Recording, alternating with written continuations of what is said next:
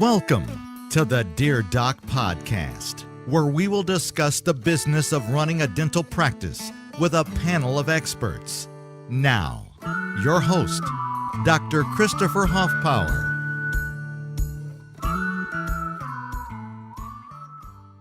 Hey guys, this is Doc Huffpower, and thank you for joining me for another episode of the Dear Doc podcast. Of course, I'm coming to you live here from my studio in Alvin, Texas. And, by the magic of the interwebs, I'm joined by Mr. Cory Pinegar, owner of CallForce. Cory, how the heck are you? And how's Corona been treating you, my friend? Well, I don't think many people in Utah are convinced that Corona exists. I think we have the current highest infection rates. That's a conversation for another day, but it's a pleasure to be here. We've known each other for years, so it's awesome to link back up to chat and discuss things.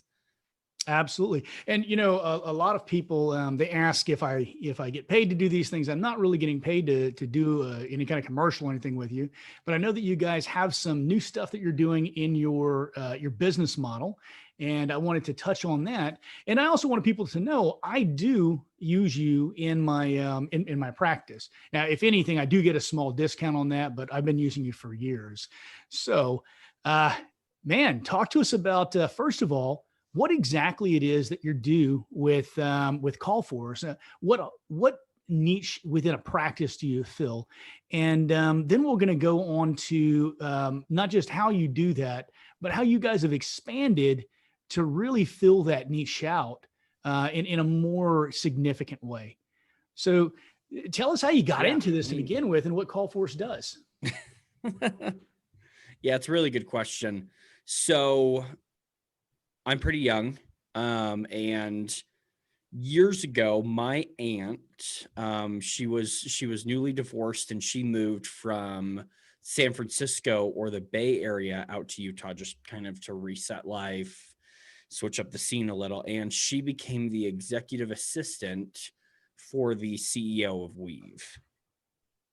Okay. And she called me probably a couple months into the job and was like, hey, we need some help cleaning out some closets.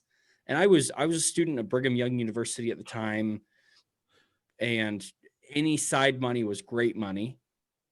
Right. And she's like, hey, you can come up and do it whenever. We'll pay you $500 to clean out the closet. Which to me was like, holy smokes, I'm going to have a 401k by the time I'm done. How big is this closet? That would be my first question. Well, that was the asterisk that I didn't really think through at that time. The closet was pretty large, and more so it was full with thousands and thousands of parts. So what happens is, and this is in early 2016, Weave, when a customer canceled back then, requested the phones back, and right. The customer would mail the phones back in some form of boxes. The problem was that came in every different shape. They were tossed into one box. They were tossed into separate box. They were wrapped correctly. So they basically said, every return that we get, we're going to toss into this room. And that was my job to sort through. Cory, did you happen to open up a box that had 6 phones in it? Never mind. Never mind. Highly mangled. Well, it may have come from Alvin, Texas. Is always that's about when I canceled. So anyway, you cleaned out these phones, and then you sold them on eBay and made a fortune, right? I wish I made a fortune, but the first task was purely to clean the closet and get it organized. I mean, it looked like an earthquake had happened because people were literally just tossing the boxes in, and cords were mangled, phones were mangled. So the first step was just organizing. How many 410s do we have? How many 310s do we have? How many extra headsets do we have? And almost inventory and assess the quality of the equipment. Okay. From there, so one night, to kind of really dive into the story, Jared Rodman, who is the COO, comes by, and it's like midnight or 12:30, and his response is like, dude, what the hell are you doing here? And who are you? And I'm like, I'm just here to clean the closet. And he's like, well, I admire the dedication. When you're done cleaning the closet, if you want a part-time job while you're going to school, just let me know. And keep in mind here, at this point, I was doing catering. And it is much better to work for a technology company than it is to cater wildfire fighters. I loved doing it, but it was an extreme time grab. It was very physical. And so I'm just imagining you out in the front lines where they've done a clear cut and you're serving up rack of lamb, with the little chef hats on the tips. I'm guessing that's not what went. You wish it was that glamorous. It was, unfortunately, it was not that glamorous, but we would have to leave at 2 a.m. to serve breakfast at 5, and then we'd have to drive back, and then I'd go to class. Yep. So just, it was nothing conducive for, it wasn't good for normal life. So I became kind of the office manager. I restocked the snacks. Again, I was not doing anything glamorous. And eventually, to kind of go farther down the story, I realized that there was some areas within Weave where we were spending significantly more money than we should. Mm-hmm. I.e. being, oftentimes we have people who would sign up for Weave and 2 weeks in realize, okay, my modem, my internet connection, I'm not in the right area for Weave. And they would ship these phones back. Mm-hmm. And those phone stock were brand new, no labels ever taken off them, and they would sit. And the important thing to realize here is that there were what, Polycoms? Yep, the Polycom. That's an expensive phone. That's a whole lot. The Polycom. And the important thing to remember here is Weave was buying those cash on the upfront, and just hoping that the customer would use the system long enough that it would justify the expense. Okay, so no setup fees. And so eventually I said, well, what if we get these A quality returns that are literally untouched? And what if we resend those out? What if we reset them, professionally clean them, and resend them out? And so our first month in doing that, Doc, instead of buying new phones, we saved $198,000 in cost. I believe it. By actually professionally requesting them back and giving them the boxing, the packaging, the equipment to return the phones, so that we actually got a quality product back. We could refurbish it and send it back out instead of getting the Doc Hoff powered products back. That's right. Now admit it, you did this just so that they wouldn't stick you in the closet again. Unfortunately, I was still in the closet refurbishing the phones. And so what were you going to school for at this time, Cory? Because, this seems like some high level entrepreneurial thinking for a college kid. Yeah, I mean, it's a good question. So I was studying economics. I'm a horrible student. You do not want me taking any test in your behalf. But for me, I feel like I see opportunity of quick turnarounds of just blatantly we're losing money. And as a kid, I grew up making my money by selling my parents' extra stuff on eBay. So if my mom had a piece of exercise equipment she hadn't used, it was like, hey, Mom, can I sell this and can I make 10%? Mm-hmm. And so I think it was kind of very up my alley of what I had done. Absolutely. One of these days, we'll have to talk about my misspent youth and some of my business ventures when I was a kid. But anyway, so you come to this company, you start off cleaning a closet, and you end up as the office manager. Then you save the company hundreds of thousands of dollars a year. So how did this turn into you owning Call Force? Yeah, so obviously that started a conversation where I was given a lot of a significant amount more of trust and autonomy. So basically they said, hey, we'll pay you X per hour. It was significantly more. Go find holes and cracks within the company and plug them. And report back to us once a month on how much money we're saving and how we're doing, which was an awesome, awesome job. And I'm really grateful. So there's a reason that you canceled in 2016. The service wasn't the best at No, that point. and The telecom honestly, solution was.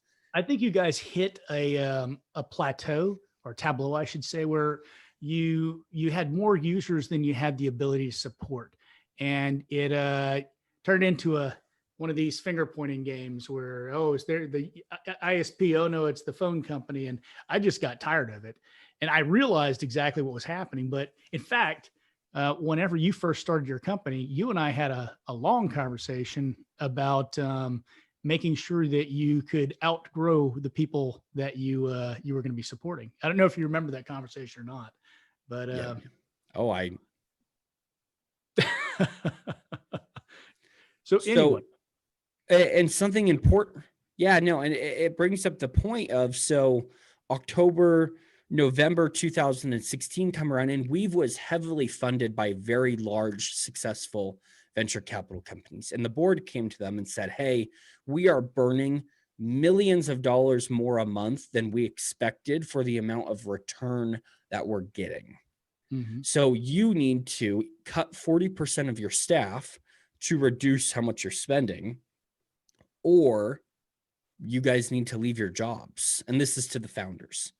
And so the conversation obviously was, well, let's not lose our jobs, and let's keep, let's cut 40% of the staff. right. So December 1st or November 1st, 2016, they lay off 40% of the company, and they decide to lay off their recall solutions division. And that is what became Callforce. And instead of just laying the entire company off, Brandon and Jared said, hey, if you want to take it, you can. We'll charge you a nominal amount of money. We'll give you the customers. We'll give you the employees. We just don't want to let this float into thin air, and we don't have the time nor the resources to sell it. Okay. So you're sitting here and you now have just an amazing company that's de novo, lots of potential, but you're still a broke college kid. So from there, how did you build this? Well, we thought it would be a lot simpler than it was. So when we started, we budgeted on our whiteboard, and I think we drew about 4 numbers on it. And we decided that we'd quickly be rich from this solution, which has unfortunately turned not to be true. But we actually, the only reason we worked, because you said it right, Doc, as that we were broke college students, and the concept of pouring $100,000 into an idea when you're 22 years old is ludicrous. Right. Horrifying even. And so we actually, so we realized, and I don't think I've ever told this to anyone before, so really good question, is we realized that previous recall solutions, Weave had not been billing the customers. So there was about $56,000 of accounts payable, or accounts receivable, that were owed to Weave Recall Solutions, us. And so we went out there to the customers and said, hey, you haven't paid your bill for 6 months. We're willing to negotiate. And so I think we were able to raise like $20,000 to $35,000, $20,000 to $30,000 in cash from doing nothing. I mean, we were just left in the fortunate position. So Casey and I, my business partner, we both put in $1,000 to start. And we thought that would get us off the ground and off to being a $10 million company, which was not true. And so the only reason we made it farther and were able to survive is because of that $20,000 or $30,000, Doc. Yep. Well, I guess you were a better student than your test showed. Very, and not trying to get it too serious. It's interesting. We've been very lucky. And I think the only thing that's allowed us to be lucky consistently or multiple times is that we worked really hard, and that we tried to hit the door down so many times to make the solution and the product work, that eventually the right opportunities presented themselves. I mean, that opens up the idea of getting connected with Elijah, which got me connected with Glenn and you. And that's the only reason we really started to take a significant presence. Like, I look at the fact that Elijah was willing to take our call 3.5 years ago, and I go, holy smokes, I don't know who would have taken the first bet on us if Elijah had not. Yeah. Well, it always comes down to what is the old saying about luck and perspiration? You make your own luck in this world. And a lot of that is simply by seeing opportunity and hardship. And working your backside off. So, and I've known you for a good deal of this struggle. Honestly, I'm trying to remember how soon after you guys started I met you, but I think it was pretty soon, actually. A year. A year. So a year in. Yeah, I think I connected with. Right, you connect with Glenn, and I think the first time. And I mean, keep in mind. Go ahead. Sorry about that. Oh no, what I was going to say is, like, keep in mind the first year or the first 4 months, we didn't sell a customer. I remember when Connor Ludlow on our team sold our first location. I mean, we were like bouncing off the moon. We were so excited. And so that first year was an incredibly slow grind. Absolutely. And I know you guys went through some scaling problems and came out of the other side a much, much better service, a much healthier company overall.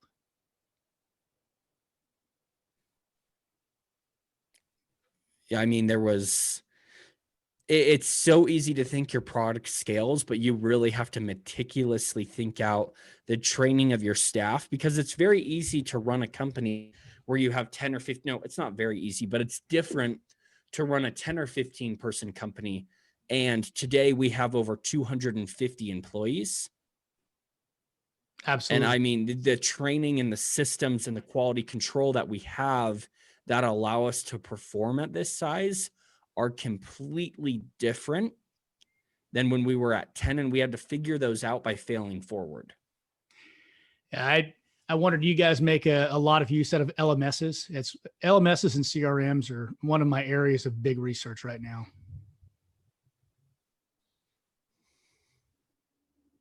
Learning management system? Yeah, absolutely. Yep. So no, yeah, we use something called Talent LMS for our LMS system. Fantastic. Yeah, I'm actually helping to write one for my wife's practice. She sold part of her practice to the veterinary version of a DSO. And because her practice is so very successful, they said, hey, how do you train your people? Can you help us? And so she's sitting here boggling and thinking, well, how am I going to train all these people at all these different offices? And so I brought up the LMS system, and that means now I have to do it. So are you getting pretty far into the code world? Are you more product managing the development of this, or kind of what's your right side now? of I'm that? Still looking at the different LMS systems to determine which one is going to be the best to play with. I've got a little server form set up over here so that I can try different systems on different servers. I've got 3 servers actually in the back room behind this door to actually test different LMS systems to see how quickly I can implement things and see if I can break it. Because as I push it out to scale, it's going to be, about 150 practices. I want to make sure that, the decisions I'm making so far as end user licenses are correct. Do I really need, 15 seats per client, or do I need 1 seat per office? And can I manage certificates for each one of those people? Can I export the certificates into their personnel files for the office so that they have proof of training so that they can do write-ups legally and correctly? And, there's a lot of different things that are going into it right now. I'm kind of just sketching out the wireframe. I see you're nodding. So I'm guessing I'm not too far off on my track, my approach. Oh, yeah. No, I mean, LMS is actually at scale, and especially the number of employees DSOs have is essential. A lot of franchises operate really healthily off well-built LMS systems. Chick-fil-A probably is your best of the best. Right. So now brings us to today, man. With Callforce, how many offices do you guys service these days? Over 1,500. of 1,500. So I can't even imagine. I don't think I'd want to walk into that call center with all the number of phones going off and everything. I'm guessing they go off on the ear because otherwise that'd be a rather cacophonous place to enter. It is. It's a lot of moving parts, and we try really hard. This is a tangent, so I apologize, but we try really hard to do everything to not make it a call center. Right. Because if we can enrich the people around us and invest in them, then they stay and they invest in our customers more. They treat our patients better. And so we do everything that we can to build really healthy teams, to invest in our team members. We have a lot of people and we have a lot of phone calls, but from an internal perspective, we do everything not to create that call center feeling for the benefit of us, because I don't want to work in a massive call center. And also, I believe that trickles down to our offices and their patients. I would have to agree. It's one of the things about your philosophies that I've always admired. You knew what you wanted to create, and you knew that you wanted to make something different. And it's one of the reasons I've always been really proud to know you, man. Hey, well, you guys have done amazing stuff as well. Keep in mind, you guys have been killing it. Well, I just do what I do. But so right now, you guys you're releasing a couple of new products, actually, or new services that go along with your whole, answering phone calls whenever the front desk is missing them, kind of thing. So what are you guys doing right now that's new?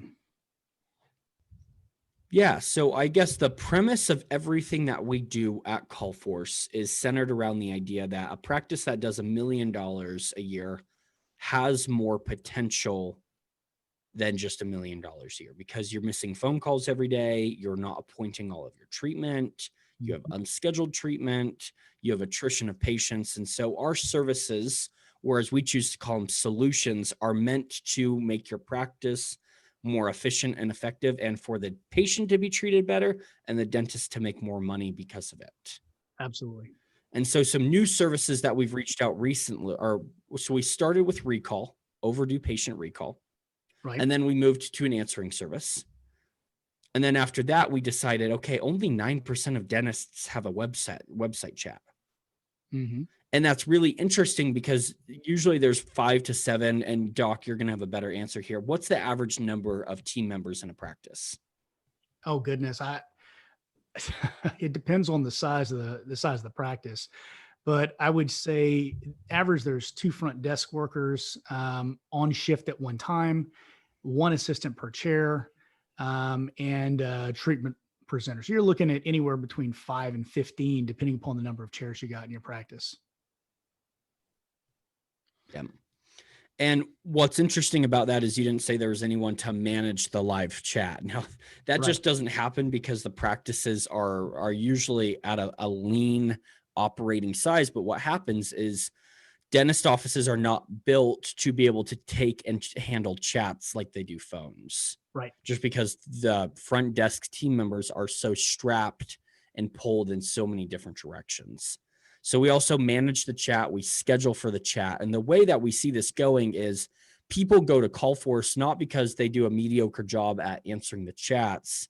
It's we would rather send our chats to CallForce because they are so darn good at interacting and scheduling our patients. Absolutely. I remember whenever and then the final service that we have. So sorry, go ahead. No, go for it. I was going to say, I remember whenever you were just about to launch this, we met up for the first time in person over at Nathan Ho's Win-Win Dental Summit, his first one that he ever had, I think. And you said, Chris, I'm so excited. We've got this new web chat thing. And I said, web chat, everybody's doing that. But you guys have really done a great job with it. And so your third service that you were about to talk about. So that's our third service. And then our fourth service, and what I think is going to be long-term one of our bigger home runs, is unscheduled treatment calls. So going in, finding your patients that are overdue or on your unscheduled list, Right. and actually researching them, looking at the remaining maximum on their insurance, and then calling in an hour when someone's likely to be home and getting Absolutely. them on the schedule. And the office only pays us if we schedule them.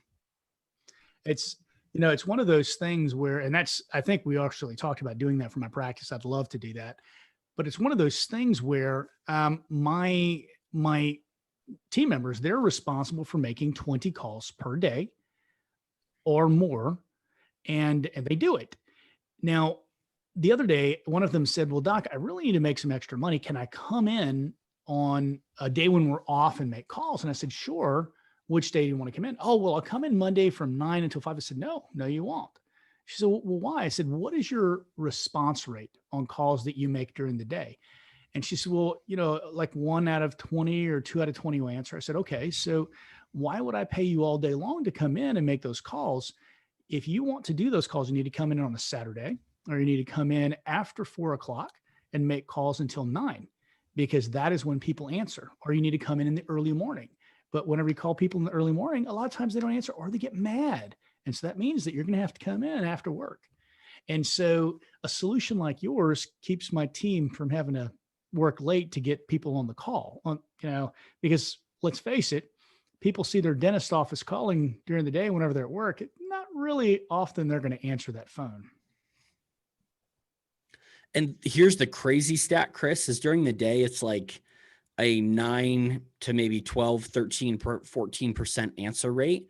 At night, we get between a 29 and a 31% answer rate. So we are more than twice as likely to get patients on the phone.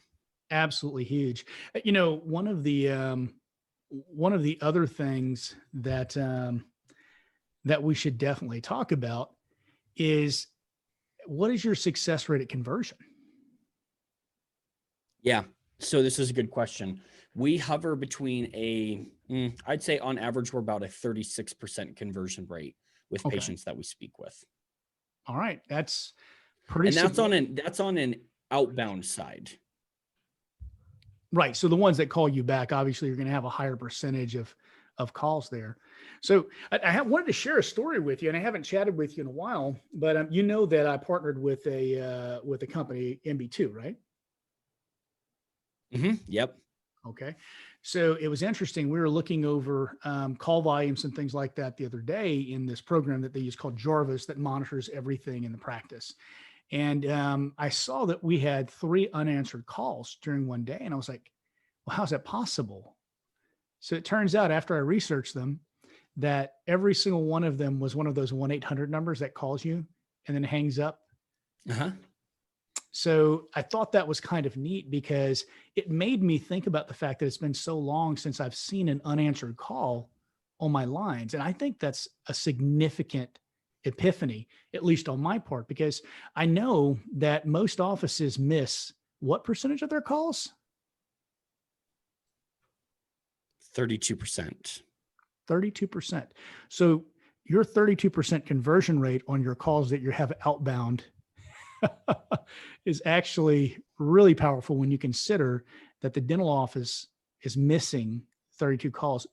And that's not even with them making 20 outbound calls a day like my team does.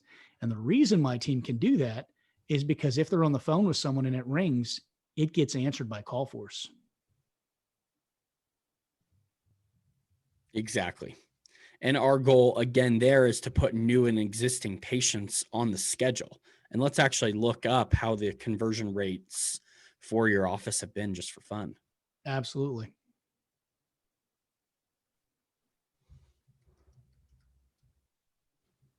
All righty.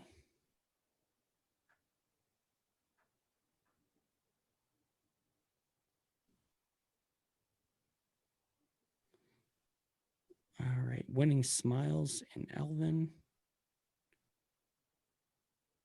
Can you still hear me, Doc? I can. Awesome. So just since the beginning of October, and I'd like to highlight something here, that Doc's staff does an amazing job. So the average practice rolls through a little over 100 calls a month to us.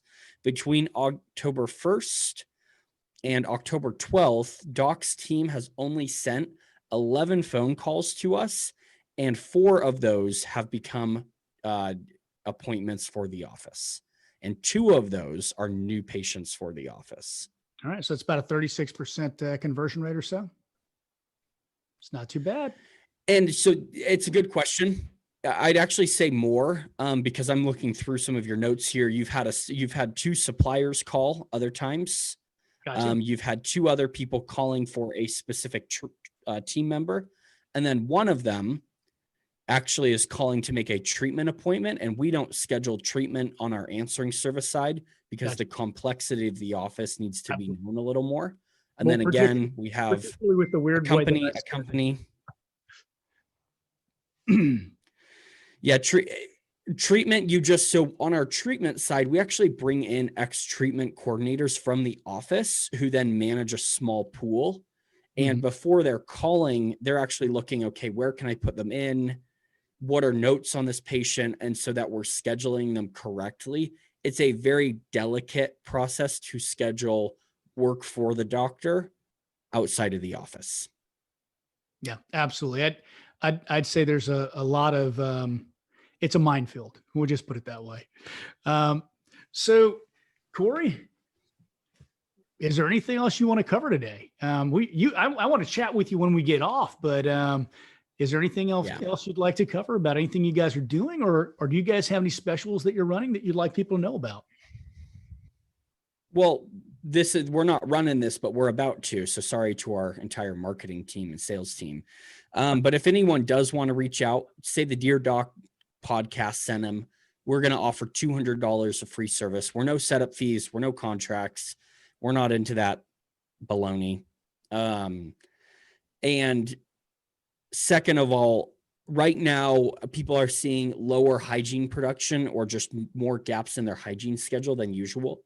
And so it's very important to work your overdue list, because what you don't want to do right now is have a dip in your hygiene schedule and see another micro dip in another 6 months. So fix it now, fix it properly, get people back on the schedule, have your team members making 20 calls a day or use CallForce, fix that. And then you won't continue to see the ramifications over and over and over of a lower hygiene schedule.